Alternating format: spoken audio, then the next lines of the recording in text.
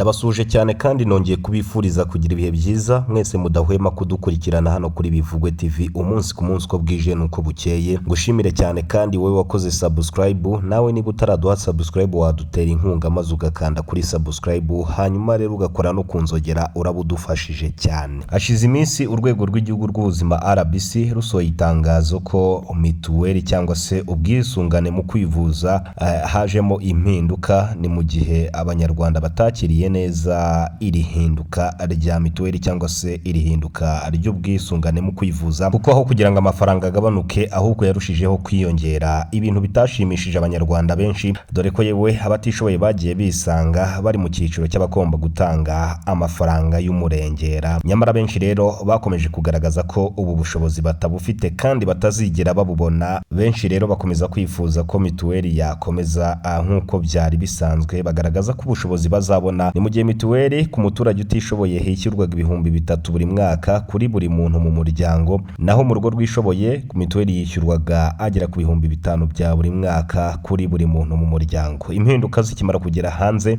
RBC itangaza ko ku muntu utishoboye cyangwa se ku rugo rutishoboye bazajya batanga amafaranga ibihumbi 4 ku mwaka kuri buri muntu, naho urugo rwishoboye bakishyura agera ku bihumbi 20 kuri buri muntu buri mwaka. Iki cyemezo ni icyemezo kitakiriwe neza n'abaturarwanda mu by'ukuri, kuko twagiye tubona amajwi menshi y'abaturage barira batakamba basaba umukuru w'igihugu bavuga ko ubushobozi babashyizeho bwo kwishyura ubwisungane mu kwivuza batazabubona. Icyemezo kikimara kugera hanze rero, ubukangurambaga bwahise bukomeza mu gihugu. Ni mu gihe abayobozi babishinzwe bagiye batangira kuzenguruka mu ngo z'abaturage bababwira ko bagomba kwishyura ubwisungane mu kwivuza, kandi banababwira ko impinduka zabayemo, bababwira ko mituweli yazamutse kandi bagomba kuyishyura kugira ngo bajye babasha kwivuza bitabagoye. Ariko n'ubundi amarira yakomeje kuba benshi mu baturage, mu by'ukuri bakomeza gutangaza ko badafite ubushobozi bwo kuba bakishyura amafaranga RBC yari imaze gutangaza. Ni mu gihe itangazo ryasohotse mu kwezi kwa kabiri k'uyu mwaka turimo 2026, ubwo RBC ndetse n'abaturarwanda muri rusange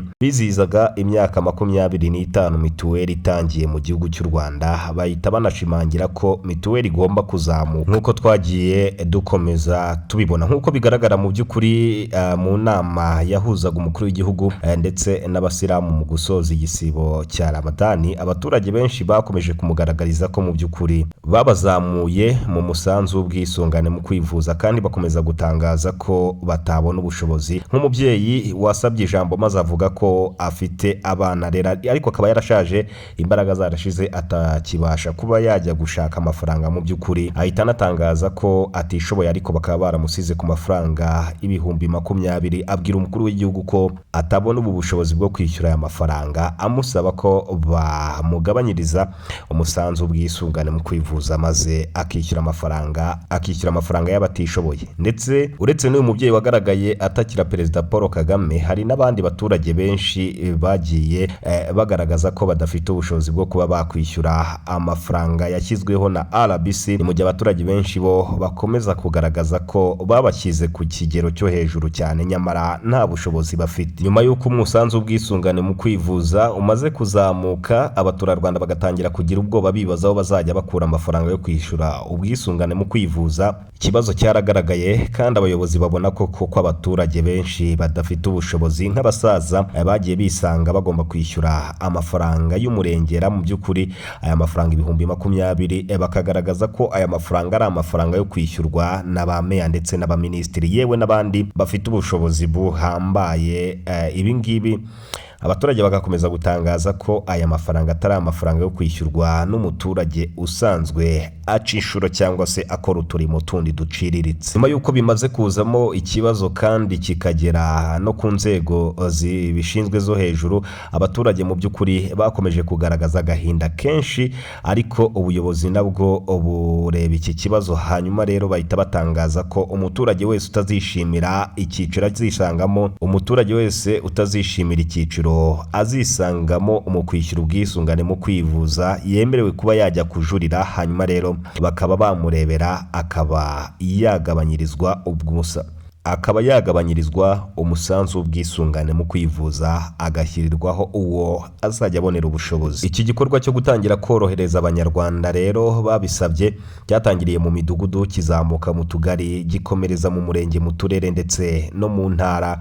Ni mu gihe byakozwe no mu rwego rw'igihugu hose. Abaturage rero batarajya kuba bareba cyangwa se abaturage rero bakaba basabwa kujya kureba ibyiciro babasizemo byo kuba bakishyura mituweli. Usanga ari hejuru bakaba bamugabanyiriza bakamushyira mu cyiciro mu by'ukuri agomba kuba yakishyuramo mituweli.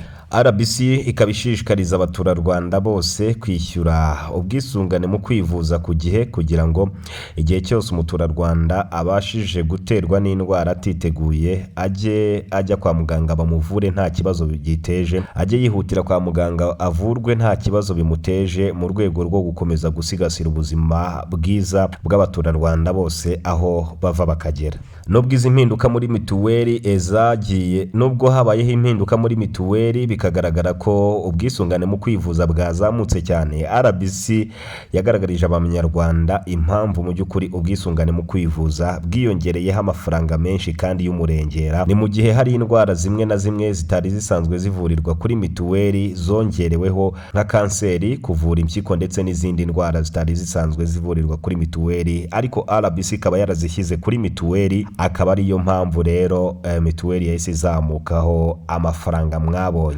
Ngayo nguko rero igihe cyose hagira n'izindi mpinduka zabaho muri mituweli, natwe tuba turi tayari kubibagezaho 5 kuri 5 nk'uko twabyiyemeje mu by'ukuri. Ariko nanone nanjye ndashishikariza abanyarwanda bose kwishyura ubwisungane mu kwivuza, kuko ntawe uterwa yiteguye. Nyamuneka, dore ubuzima nibwo bwa mbere, kandi kubusigasira no kwishyura mituweli kugira ngo igihe cyose umuntu atewe n'indwara abashe kwihutira kwa muganga bamuvure nta kibazo biteje. Ni munyemerere rero mbashimire kandi mbifurize kugira ibihe byiza, kandi ni munyemerere rero mbashimire. Ariko icyo nabibutsa nuko mu by'ukuri mituweli yazamutse, ariko umuturarwanda wese utazishimira icyiciro bamushyizemo, umusanzu bamushyizeho kwishyura mituweli, yemerewe kuba yakegera ababishinzwe kugira ngo bamufashe, hanyuma rero bamushyire ku cyiciro azajya abonera ubushobozi. Ndabashimiye cyane rero, kandi nkomeje kubifuriza kugira ibihe byiza. Niba ari ubwa mbere urageze hano, ntiwibagirwe gukanda subscribe, kandi wibuke ukore no kukazogera kugira ngo ubutaha tujye tubana. Ikindi kandi iyi video